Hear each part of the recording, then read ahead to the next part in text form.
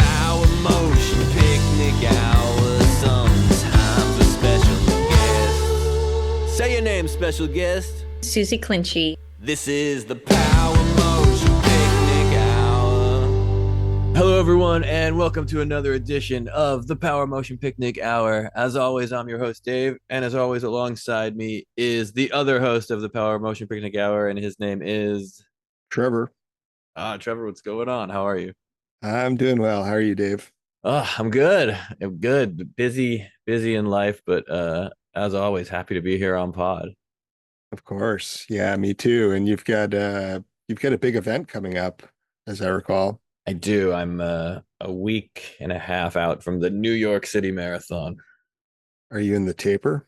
Yeah, I'm deep in the taper. Yeah, I ran a quick for myself half marathon a few days ago. I got one more long run, long with quotes around it, long run left at 10 miles, and then a couple more shorties, and then a few days off, and then I'm running the marathon. Nice. And do you know, not that it matters, but do you know what your time was on the half, or did you just go out and run it? Yeah, it was about 2:12. 2:12 and a half. Okay. Yeah, so if I can keep that pace up, I should be shattering my PR by about 23 minutes. That's amazing. Yeah, I had a lot of energy at the end of that, actually. What I did was I was running with our very own female gear shed testing correspondent, 2+ laps around Central Park, and she was timing it on her what's it called, smartwatch and Garmin and Strava and all that. So I was running with her, but then I just ran a very fast last half mile. So, Nice. like a very fast. I felt like I was running that half mile. Like, yeah, I had tons of energy. But she PR'd her own personal half marathon. Nice. And that was basically just because she had places to be and she was running late. Nice work. Yeah. Yeah. Well, that's great. Yeah, it was fun. Very, very excited for the marathon. Ran a little 10K earlier today. Maybe go for a little bigger midweek run tomorrow at night. Nice. But yeah, other than that, pretty much done. Just got to make sure I got gear all set to go. My new shoes came in the mail. Got to pick out an outfit. That's about it. What shoes are you running in? I got a new pair of Saucony Endorphin 4s Oh, speed. nice. Yeah, I just they made a New York City edition, so I ordered that one. Oh, perfect. That's right. Yeah, that's right on point. Because you've been running in those, you've been training in those, logged like a bunch of miles in them. Now you're getting a new Yep. pair. Like, they run right out of the box for you and all that. So, Yeah, they're great. I'll probably take them out I'm gonna probably do a 2 miler on Thursday and then maybe 10 on Saturday and then a couple other short ones. perfect. Yeah, Oh, amazing. get into 25 miles in there and then take them to Staten Island. Oh, it's the best. Very excited. Yeah. Anyway, how about you? How's your running? You mentioned a little bit during our interview, which we'll get to soon, but it sounds like you've been doing a little running. Well, yeah, I've been on the injured reserve for last couple weeks. Maybe call it 2.5, 3 weeks, and then another week of just not running. And then yesterday got out and ran and took a fall. But otherwise had a good run. Awesome. And yeah, that's a little foreshadow. I want to hear more about that fall coming up in this episode. But yeah, running running is great, right? Running's great. Yeah, that's one of the less consequential things that we talked about. We had a wonderful and very inspiring chat with Suzie Clinchy from Fast Feet NYC, and now I guess just Fast Feet because they've been expanding into so many other cities. Psyched for the conversation. Can't say enough, good things. Yeah, let's cut to that now, and then you and I can get back in touch on the other side of the episode and catch up on training runs and falls and other exciting things going on in our lives and our lives in running. This is the Power Motion Picnic Hour. My name is Suzie Clinchy. I am the founder and executive director of a nonprofit called Fast Feet NYC. And our nonprofit provides adaptive and inclusive running and health equity programs for children and young adults with developmental and physical disabilities here in New York City where I live, as well as in cities like Los Angeles, Detroit, Boston, and Miami is coming soon. Um, Before I started Fast Feet, I was a public school teacher, and I have been a runner since I was 15. So that is more than half of my life now. And I ran in high school, I ran collegiately, and I still compete now. I am like 29 weeks pregnant, so Oh, not wow. Congratulations. a ton of competing happening at the moment, but soon. Soon. Training for something else currently. Yeah, there you go. Oh, amazing. That's a hell of a bio. And great introduction. Thank you for all the info, and thank you for joining us. Sure. Thank you. Thank you for having me. Yeah. And so, we got a lot in common. I'm in New York, and Trevor is just outside Boston. Oh, hmm cool. Yeah. Yeah. I'm wondering what sort of programs are you doing up in Boston? My son is a full-time wheelchair user, so we do a lot of like the adaptive sports of New England, and we do some of the ski programs up in like New Hampshire and Vermont. But yeah, curious what sort of stuff you're doing around here. We have a partnership with Franciscan Children's Oh, awesome. Hospital. So we have a program 3 seasons out of the year. Each season is 8 weeks at the track, like the New Balance track. Uh, hmm so we operate there, and then we're working on expanding. We just got approved by Boston Public Schools to offer public school programming, which I'm excited about. Oh, that's amazing. Do you happen to know Paul Ward at Yeah. Franciscans? Yeah. Yeah, Paul is when he was in New York, he helped me basically start my first few programs here because he was head of adaptive programming at NYC Parks. And then when he moved to Boston, I was like, Paul, do you want to start a program up there? So yes, I know Paul really well. He's amazing. He's incredible. Yeah, he did a program at Celtics camp over this past summer, which was really cool too. Really cool. Yeah, there were like 4 courts, and one of them was full like wheelchair basketball. It was awesome. Oh, that's awesome. Yeah, I know Paul's a great basketball player himself, so that's cool. Yeah, very cool. So what got you into sort of pursuing this as like your thing? Pursuing fast feet. Fast Feet, yeah, just the mission of Fast Feet, like everything you're Yeah. doing with the program.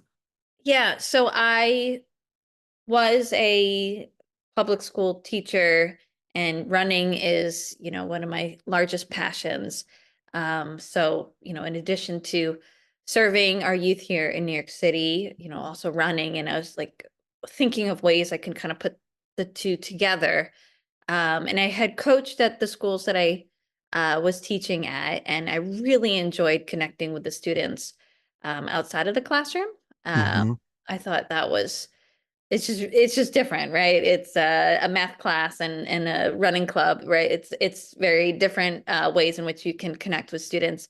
So I really enjoyed coaching, and around that time, I had a friend who was working at a school for children with autism in New York, and he knew I was coaching, and he was like, this school had never had an after school sport program before. They had obviously physical education, but not a sport program. So he connected me with the school, and he thought it could be really cool to start a running club at their school. So I went in twice a week, and I worked with their adaptive PE department, their occupational therapists, and we created a 12-week program that had a curriculum that sort of incorporated all of their different therapy needs. And so, yeah, it's twice a week. I met with them, and it was a really cool group of like 15 kids, ages 8 to 18. We had a student who, you know, literally ran for the first time ever at school. We had all these really exciting milestones. And then at the end of the 12 weeks, we took them to a track meet at Icon Stadium, and they raced the 400 meters. And we were, the only neurodiverse group of students there. And our kids ran in an inclusive racing setting. USA Track and Field was really great in allowing us to like bring parents down and have like support staff around the track. And you know, we were teachers and parents, we were a little nervous. We're like, how's this gonna go? This is really new for all of them. They've never done a race before on the track. But they had absolutely no problem. You know, the gun went off. They stayed in their lane the whole time. They didn't need our support on the track. And just watching their independence grow over the 12 weeks, and then, you know, watching them race this 400-meter dash at, you know, a huge stadium and with a packed crowd in New York City. It was such a light bulb moment for me, because you see obviously the growth, the physical growth, the social emotional development of these students, just through, you know, twice a week working hard together, practicing, sweating. Mhm. And then obviously, you know, looking at the parents' reactions, right? And seeing their faces light up, or they're videoing the whole race, or they're crying, and maybe they thought their child never would have the opportunity to participate in a, you know, a general athletic setting. So, you know, sort of this really catalyzed the idea for me to kind of start doing research and be like, okay, well, what is offered for children with autism or other developmental or physical disabilities here in New York? And I couldn't really find anything similar to what we had created at that school. So I was like, you know what? I love this. I'm going to go all in. And I started a 501(c)(3) a few months later. And now we are, what, 5, 6 years after that. And we're serving about 1,100 families in New York, and then our pilot cities nationwide as well. Oh, that's amazing. Yeah, you found a totally unmet need, it sounds like, and filled the void. What's the general age range of the young athletes? So we start as young as 5, and then we don't have an age limit. So we have one athlete who's she's 49 years old, and she's Nice. been since the beginning. And we have a lot of young adults who participate as well, because after you graduate high school, there can be a really big drop off in services for the young adults, especially those in their 20s and their 30s, who are used to like having that structured high school life, and then all of a sudden they don't have that. So I think that's a huge need as well. So we don't cut off. We don't have like an age limit, so Yeah, you can stay with us, you know, for as long as you want. that's amazing. As a couple amateur runners in our early 40s, I think we appreciate Yeah, that age yeah, range ourselves. So yeah. that's how many schools do you guys have programs in now? We have, at any given time, we're operating up to 20 programs in New York. And then we have about 2 programs in each of our pilot cities. Well, that's awesome. It, I mean, Susie, it sounds like um, you sort of found a couple things that you were really good at doing and that you really enjoyed, and then put them together, and then sort of made this awesome program and just, you know, scaled it. And that's just incredible. I mean, that's amazing. Thank you. Yeah, I think it speaks to the just the need for more inclusive athletic recreation programming. If you can offer a program that is high quality, you know, there's so many families who will want to participate. So I think it also just speaks to the need, you know, not just in New York, nationwide, for inclusive sports, recreation, fitness programming. Totally. Yeah, and not to embarrass you, but also like you're like a really good role model for people too, which is cool. Like to do what you're doing and follow your passions. It's really awesome.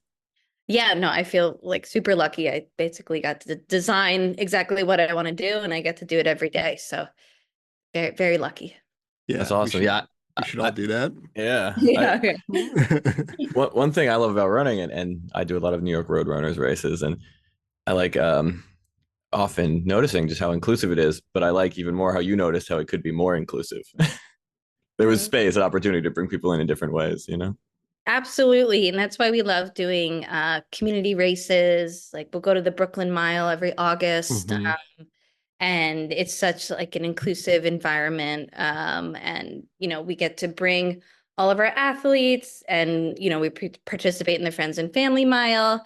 And it's really exciting because now people cheering, they know that Fast Feet's going to be in the race, and it's really cool to kind of hear them. I've never met a lot of these people, but they're cheering for Fast Feet, right? They see our logo, so that's really exciting to kind of see it grow within large community races and events too. Mm-hmm. Yeah, that's great. Aside from even the support, the visibility is probably great because Trevor was saying, you're a great role model. Is that the word you used? The phrase? Yeah. But now there's Yeah. there's a whole group of great role models now out there running, at Icon Stadium or wherever else. Yeah, absolutely. Yeah. Have you guys gone back to Icon Stadium a bunch of times? We have a couple. We try to kind of rotate because we have athletes in all 5 boroughs. So every season we operate 4 seasons throughout the year. So we'll do winter, spring, summer, and fall. And then every season we pick like a new location to kind of try out different races and different locations around the city. Um, so that's really fun as well to sort of expose our families to new parks or new Mm-hmm. races or new running clubs or new organizations too. Yeah. That's really cool. Yeah, no, well, it's a big city, so a lot of people It's a in big most, city. It's a yeah. big city. Yeah. Yeah. And it can get hard because, we'll get requests from families who, I live in Chelsea, or I live in the Sheepshead Bay in Brooklyn. So Yeah. it's like we want to open up a program in every neighborhood. Unfortunately, not possible at the moment. Mhm. But that's also a hard part too. Is New York is so big and Oh yeah. Yeah. millions of people that live here. So you want to offer a program where people want it, but you can't do everywhere, which is hard. Yeah. Yeah.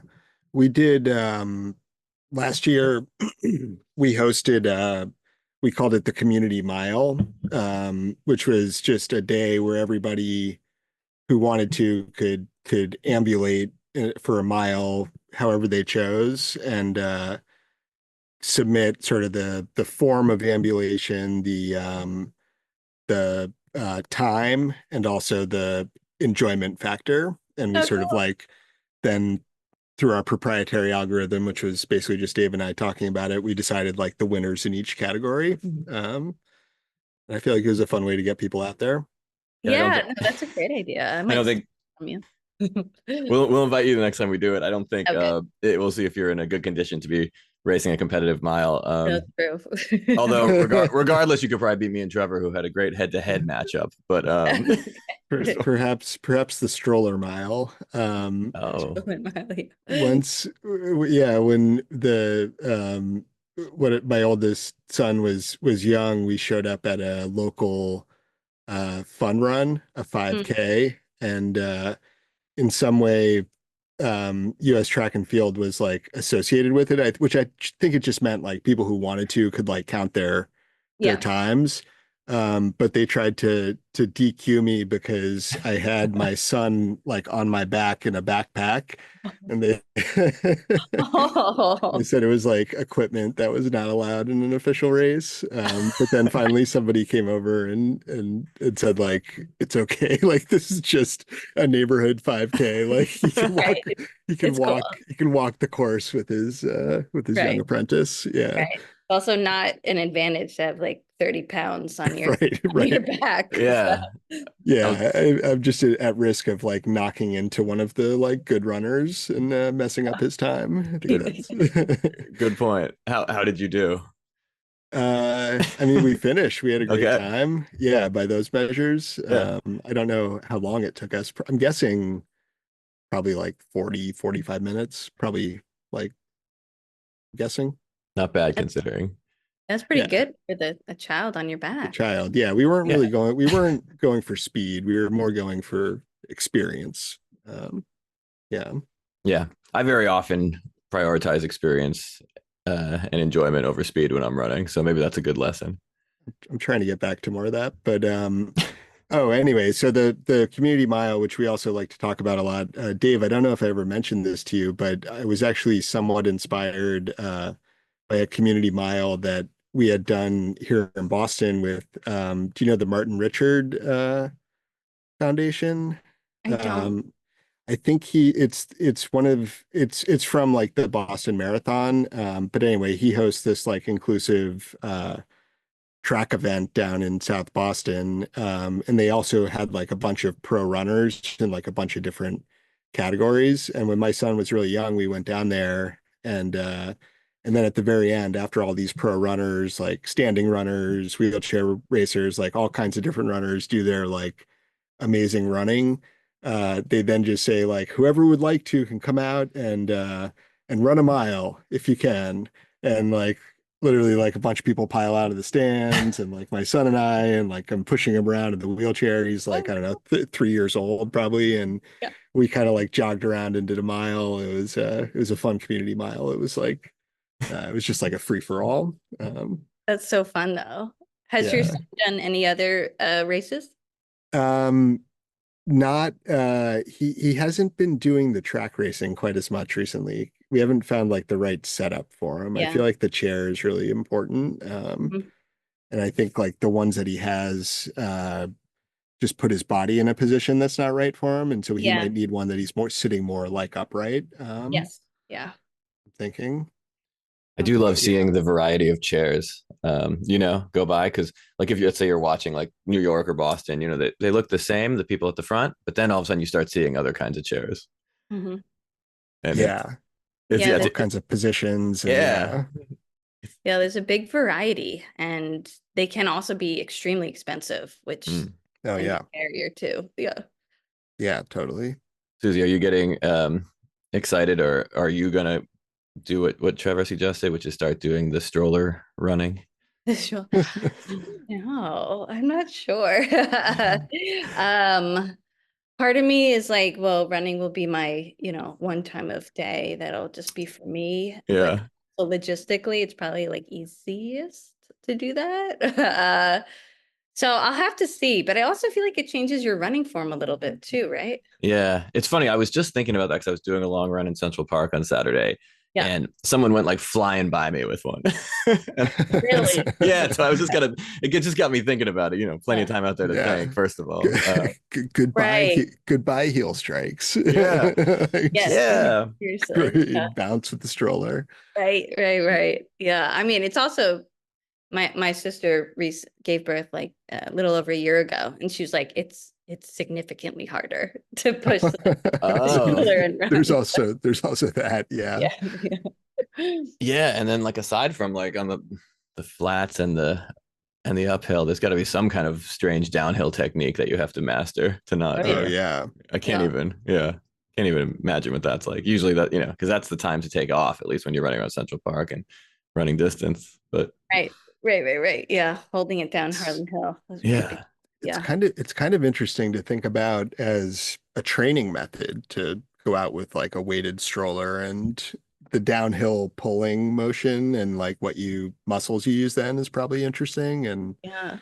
Yeah. the feeling of going fast and that like biomechanical like repetition. I don't know. Could be. I mean, I kind of feel like running now, pregnant, it feels like you're running with like a weight vest on, which I'm like, yeah, it is good training Maybe benefit. yeah. good strength work. Yeah, Yeah. absolutely. It literally feels like a How weight can vest. how can it not be? Um, right? What Like good you're strength running, work? yeah, like Yeah, running with more weight and you know, yeah, it's similar to what you did that one time. gain a lot of weight and No, when you ran with your son on your back. oh yeah. But yes, I think running with while heavier is probably strengthens your legs as well. I did it for strength training and then started running again to get back in shape. Yeah. Uh, or back a little bit to some of the fast feet programs. What distances do you guys do? And were you surprised at like some of the distances that I don't know athletes of all ages turned out to be more interested in? I think our team favorite is the 1 mile. We Okay. really enjoy that distance because it's long enough to be an endurance challenge, but short enough to be like, okay, we're gonna, a lot of us are going to finish this in 10 minutes. We have done 5K. That's sort of our longest race. And that's definitely an endurance challenge for a lot of us. And then we love to participate in the track meets too. So we'll do the 100, the 200, and the 400, which obviously for a lot of younger kids is so fun, Yeah. exciting. I think for me personally, as like a coach and watching everybody, I just love watching the mile because it's such a challenge. It's a challenge. Running a fast mile for anybody is so hard. But it's really rewarding. You finish and you feel really, really proud of yourself. So yeah, That's that would be cool. my favorite. Yeah, that's one thing we noticed when we did our community mile. I think we were like, we hadn't tried, or I certainly hadn't tried running a competitive mile myself, even since high school. It's Yeah, a, it's a thing nobody asks you to do after high right. school. Yeah, Yeah, and it's a different sort of uh challenge, different sort of pain, than like a half marathon or marathon. Running the mile it's just challenges your body in a different way. And yeah, yeah, I feel like as you get older, you do it less and less. yep, I I had done it in the middle of like by design, I did it in the middle of like a bigger run, which I sort of like set up with light running and then like ran a fast mile to get a time. But Mhm. even that is like different than just lining up cold and then being like, now run a fast mile, like run as fast as you can for a mile. It's like a different thing, you know? Absolutely. Yeah, it really is. Yeah, I started running track in high school and in college, and the mile was something that I raced a lot. Um, and yeah, it's just funny now. It's like it just do it so infrequently, but it yeah. is really fun. Yeah. Yeah. I also feel as you get older, as most people get older, if they stick with running, or even get into it older, they're into longer distances. Hmm. I don't know if Hmm. you've found that as a runner yourself in your more recent and adult life. Yeah, it's like to be competitive at the 1 mile, you just have to be so insanely fast. So, you just get pushed out longer and longer. Yeah, Yeah. Yeah. I wonder, I mean, sprinting is another thing I haven't done in a long, long time. I wonder if I could sprint 110 meters fast as I used to do the 110 hurdle event, like now. Ooh, that would be a good test. do you know do you know your old times like from high school? I think it was like 15 something. Does that make Okay, sense? Is that a time? I think that sounds reasonable. for like Division 3 New Hampshire high school track. I'd have to check the record books to Yeah, confirm that one. we can check the record I books, bet but you could run 15 seconds on the 100 right now. well, thank you. Yeah, you He could do said that. 110 though. Oh, 110. Okay, Yeah, 110 meters. 110, extra 10 meters, because that's what you have Okay, to run up to get to the first hurdle, I think. And then you do right. 100. Okay. Well, I'm glad that we're discussing this. Less confident. Um, I don't know like hmm, 110 times. I it's don't true. know. I think you have to do it this weekend and let us know. That's what I was gonna say. Yeah, now that we've put this down and we've recorded it, we have to find out the answer. I might do it. Okay, I'll see if I can find a flattish area to do a trial. But then Yeah. I guess I'll actually need to do it on a track to know 110 meters when I Mhm. All right, I'll do yeah. it too. And Susie, if you want, you can do a pregnant 110 Oh, and a waddle. yeah, a 110 waddle, and which 110 still waddle, yeah. which still that still might win out of the three of us. Yeah. It might be the proper handicapping. Yeah. Since we kind of forgot to do the community mile this year, we'll just do the 110 instead this weekend. There you go. Yeah, I'd say we didn't forget until the year's over, but there's a good chance there's a good chance that we're on our way. We're trending towards yeah, forgetting.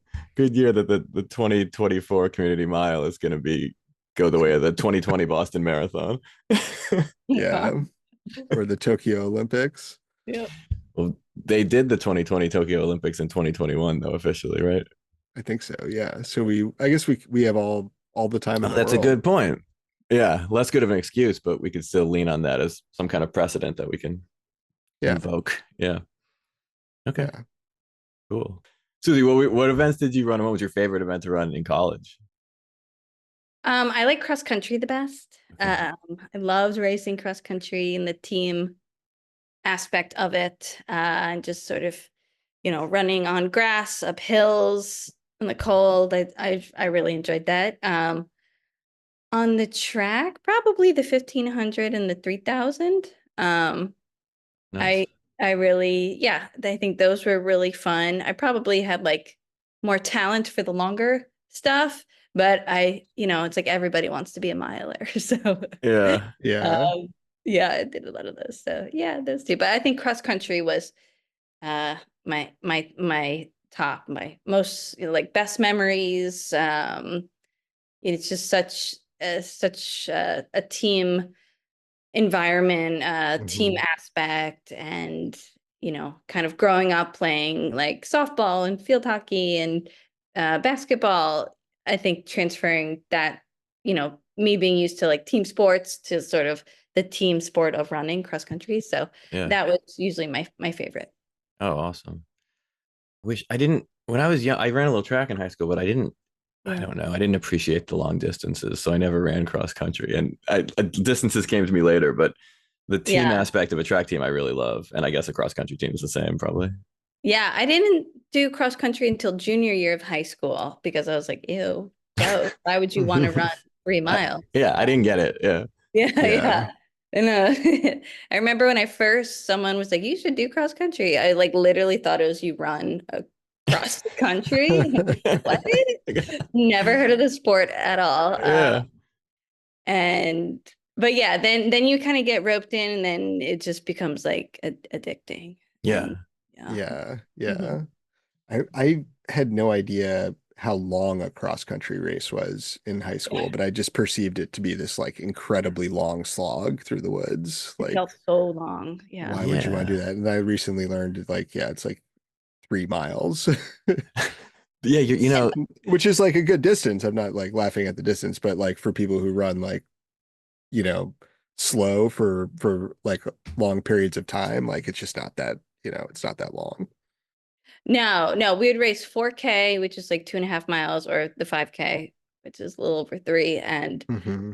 yeah, it was each course would be one of those two. But I remember like my first year running, I would just like ask people on the side. I'd be like, how much longer do I have?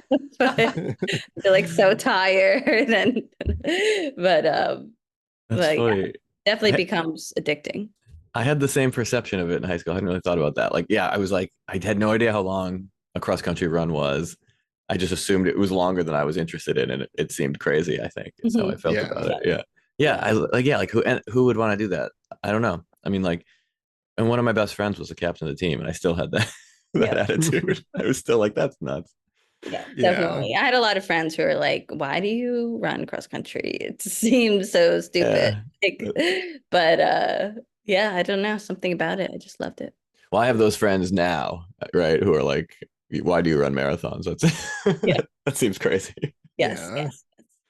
Yeah. In hindsight, I totally wish I ran cross country rather than like play football or whatever in that Yeah. season. Right. Better Yeah. for your brain. Yeah.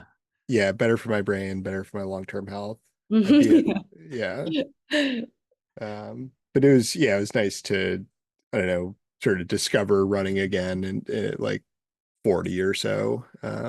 Start running a lot, like, and then more than ever, like that was a fun thing to do.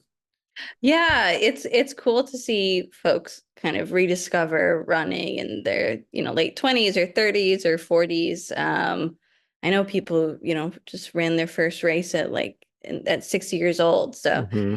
um, I think that's a really cool part about our sport is, it's not like soccer or football. You're not going to take 20 years off and then, start again when you're 41.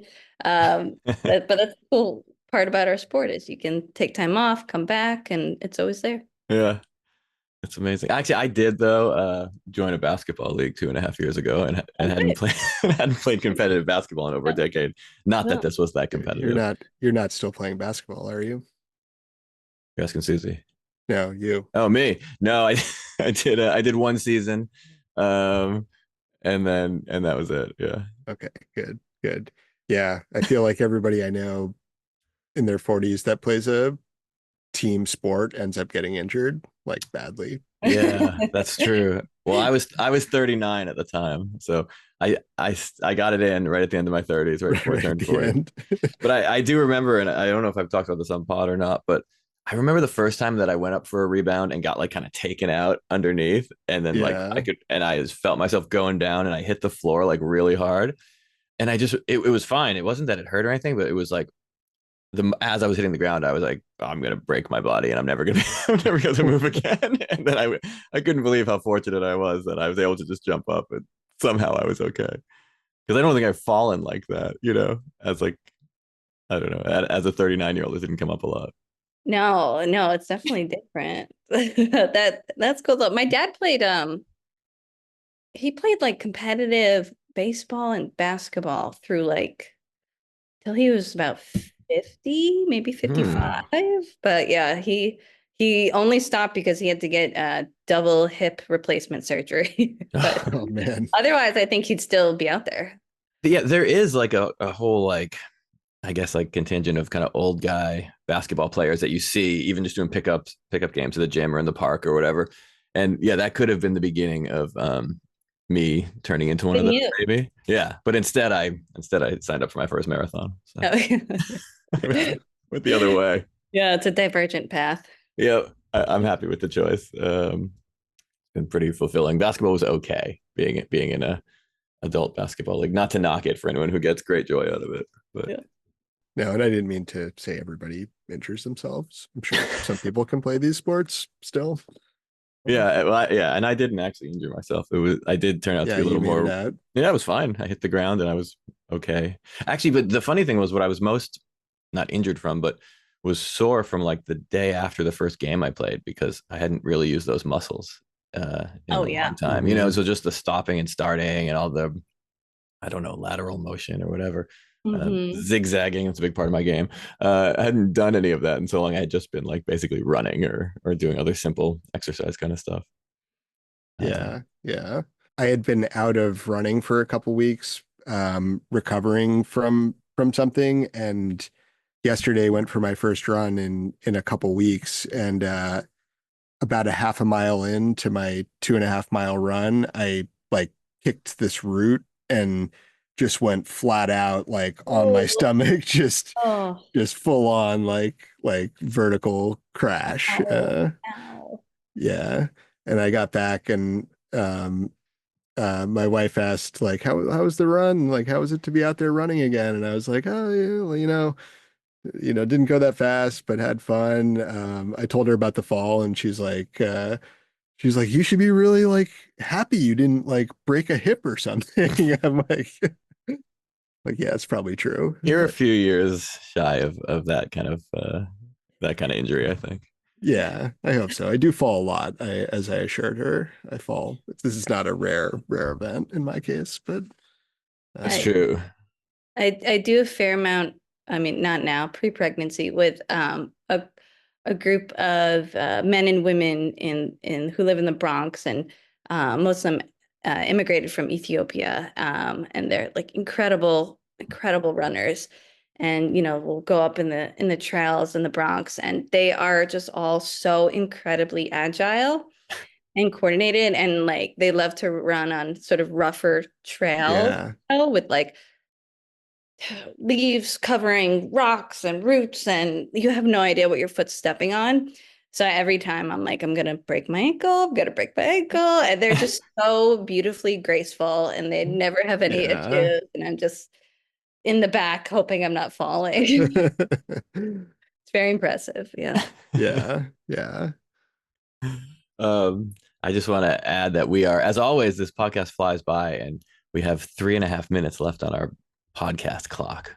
We uh Oh, we okay. we record to a timer. I'm not usually this good about giving a warning. I'm usually like, we have 30 seconds Yeah. left. Any final Yeah, remarks? but is Yeah. there anything we want to touch on, Susie? Any exciting news that you want to share with the listeners, or any topics you'd like to bring up? I guess a big exciting part for us is we got funding from On Running, the brand Oh, On, wow. Yeah, the Yeah. cloud um, runners. Yeah. to expand into Miami. So that's our latest venture, and we're really excited over the next 5 years to invest more deeply in Miami and Boston, Detroit, and Los Angeles, to replicate the level of programming that we have here in New York, and hopefully serve 1,100 families in all those cities as well. So Wow. that's sort of our 5-year vision, and something we're really excited about. And yeah, that's on my plate for the next 5 years. That's a lot. That's enough to put on your plate. I think Yeah. that's amazing. That's so exciting for all those cities and everyone who gets to be involved. Yeah, Yes, yeah, we're really excited. So if anybody wants to get involved and you're in that city, feel free to reach out. it's incredible. One last question, because then we're going to run out of time. Susie, do you like running to music? And if so, what's your favorite music to run to? I do. When I'm running by myself, I will usually listen to music. Oh gosh, pretty eclectic. Probably like I'll definitely listen to either rap or like really like indie pop from when I was like 23, so I can feel nostalgic for that time. Yeah, that's what I do. I feel younger, and therefore I feel as fast Yeah. as I was when I was younger. I'll do that, or like listen to like an old playlist from college and try to replicate that feeling of, being 20 and doing that. I love it. Yeah. Susie, thank you so much for joining us. This has been amazing. Thank you. Thanks, Appreciate Izzy. it. This is the Power Motion Picnic Hour. Thank you so much, Susie. Thanks for coming on. That was amazing. Thank you so much, Susie. Yeah, thank you for all the great work you do, and thanks so much for joining as special guest. Yeah, that was awesome. I loved hearing about all that. I kind of like with all of our special guests. I wish we could talk forever. Yep, yep. It always ends too soon. Yeah, it's probably best though that we set that strict time restriction and we impose that on ourselves. We've appreciated the restriction. Keeps us honest. Do you ever like load up podcasts that you're thinking about listening to, and then you look at it and it's like 2 hours and 20 minutes long, and you're like, I'm not listening to that. Yeah, that's a pretty big commitment, even Yeah. to a podcast that you like, unless it's like an intentionally long sort of like I don't know, like the sleep baseball stuff that I feel like is Yeah. all AI generated, but it's like that stuff just says funny names and talks like baseball plays for hours on end, you That know. that is good. I guess we could let some of our listeners chime into the mailbag if they agree or disagree. I know certain ultra runners who've appeared on this podcast, maybe popular runner Jim Pergolesi, he probably loves a nice over 2 hour podcast.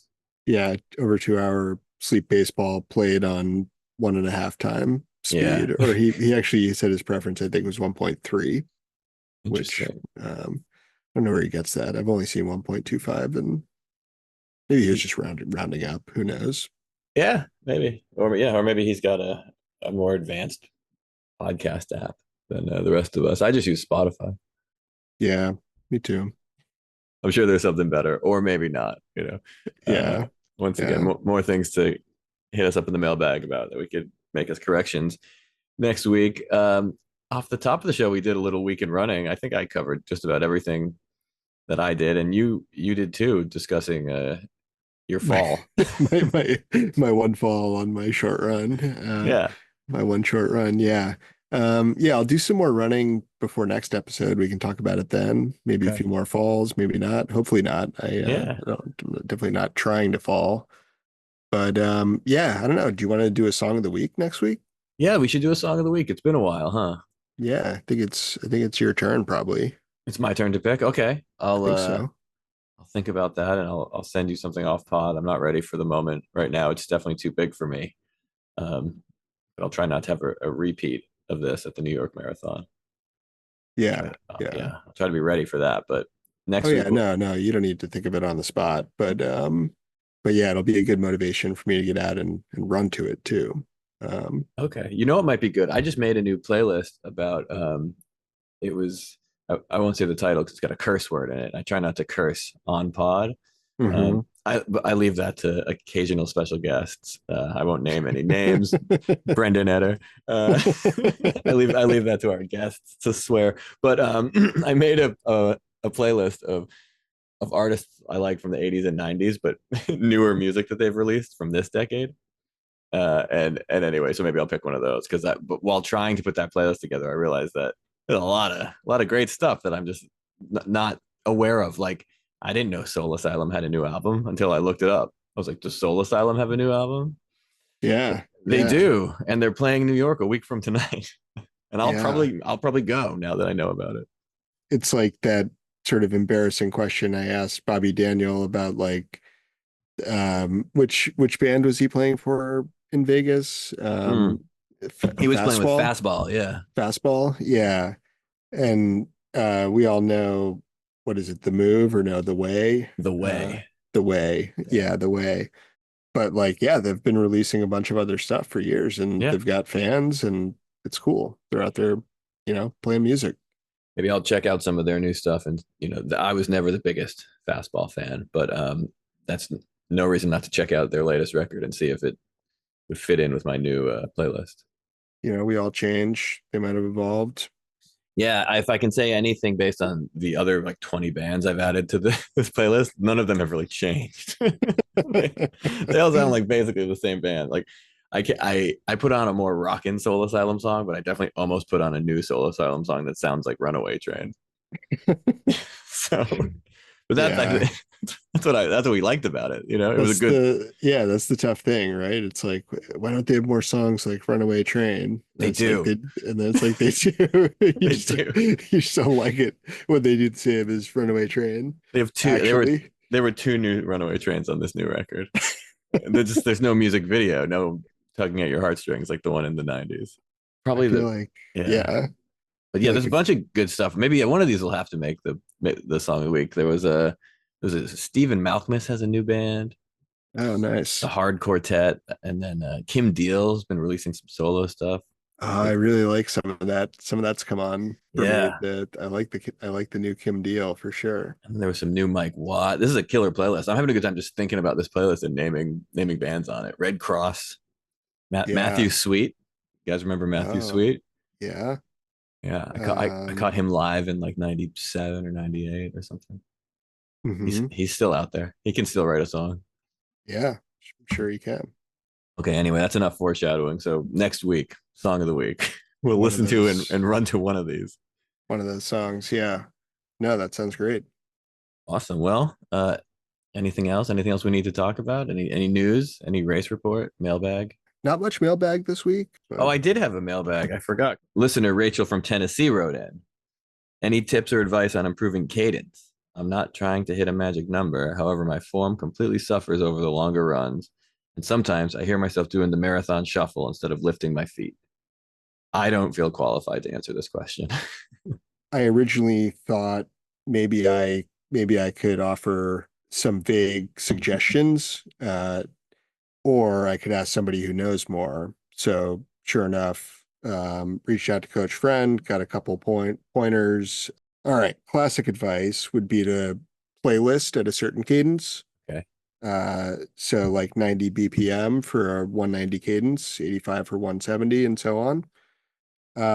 Intentional about lifting knees, sort of flicking the heels. So you want to kind of like avoid call out to special guest Hillary McCloy, who said it's all about minimizing ground contact. So think about how to have the least amount of time with your sole hitting the surface. Okay. Think about like a little tap, tap, tap motion, right? Instead of like a clomping, do like a little tippity tap. That's great advice. So that's partially Coach Friend's advice and partially me just sort of butchering it into a couple very simplistic sounds.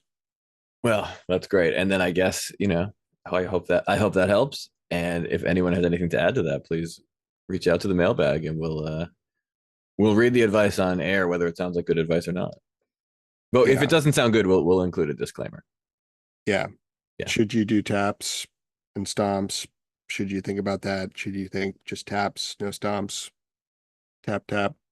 Okay. I'm not really sure I even understand what you're talking about, but but it sounds good. It sounds like it's our I guess listener response, a very special listener response to some listener mailbag. The system works. Listen, as I get all of my running advice from our listeners, and it's how I keep shaving time off my PR from each successive marathon. So let's see if I can do that with my next one. We'll probably only record one more episode before I do run the New York Marathon. So if anyone has any last second advice they want to get to me, please chime in and let me know, because send it in. Yeah. Otherwise, it'll have to wait until whatever my next marathon is, which is TBD right now. You want to join in on your upcoming accomplishment, dear listener, just send a mailbag in, and we'll attribute part of Dave's success to your advice. The same way I like to claim credit for anything that any of our special guests achieve, because it's affiliated with this podcast. They can claim success on my my modest, hopeful PR, or possibly, they can be part of my not setting a PR, and they can learn from the experience the same way I always do, and we always enjoy learning from things when they go hilariously off the rails. Yeah. Okay, well, I think that's a good place to leave it. A lot to look forward to next week. I'm excited. Until next time. Yeah, until next time, for those listeners that thought we were just going to do one episode in season 4 and then just suddenly fall off the map, here we are again, I don't know, 14 or 15 days later. Yeah. And we're just here to say onward.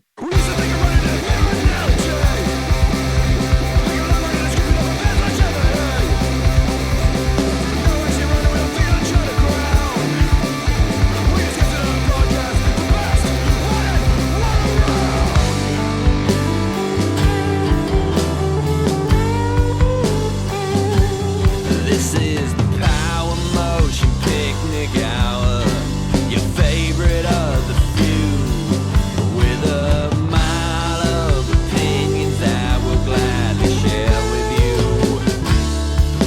This is the Power Motion Picnic Hour, you deserve nothing less.